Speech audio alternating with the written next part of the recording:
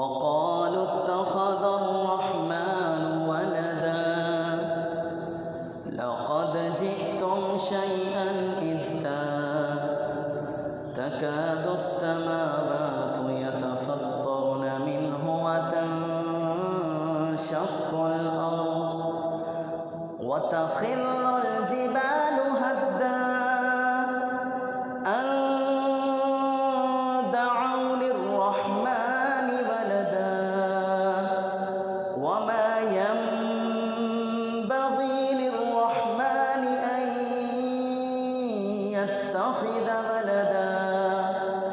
إن كل من في السماوات والأرض إلا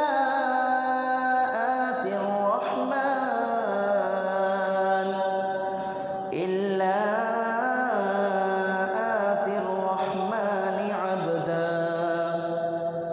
لقد أحصاهم وعدهم عدا وكلهم آتيه يوم القيامة فردا إن الذين آمنوا وعملوا الصالحات سيجعل لهم الرحمن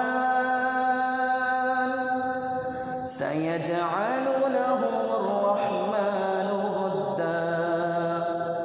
فإنما يسرناه بلسانك لتبشر به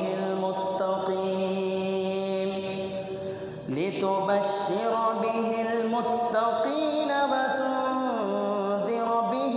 قوما لدا وكم أهلكنا قبلهم من